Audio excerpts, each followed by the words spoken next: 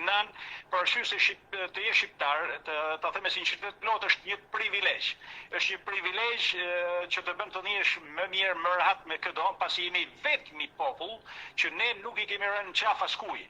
Jemi vetmi popull që ne nuk kemi pushtuar kurrë askënd për ta nxjerrë jashtë nga shtëpia e tij. Kurrë nuk kemi bërë një gjenocid ndaj një populli. Pra jemi të vetmit mase në Europë që jemi të tillë.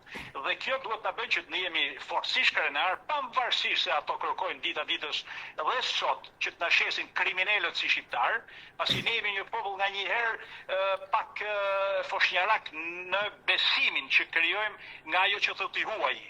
E thot i huaji, ne besojmë me sy mbyllur nganjëherë. Dhe ky është gabimi i madh që na ka përndjekur ndër shekuj.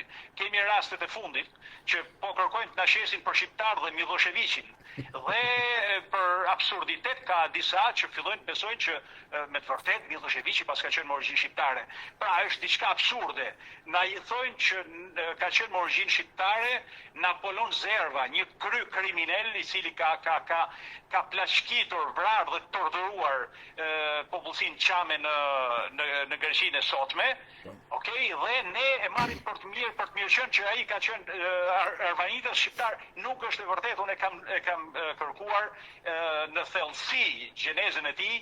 Ai është thjesht një Anadolës, është i ardhur nga Anadoli. Gjyshi i tij në vitin 1860 ca ka ardhur mas krimit të shtetit grek, ka ardhur nga Anadoli me gjithë familjen e tij dhe është vendosur diku afër Selanikut.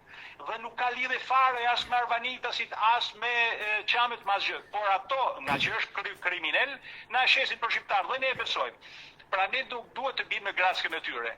Ne jemi një popull që kemi dhënë heroj për gjitha kombet. Ne kemi luftuar shumë për fat keq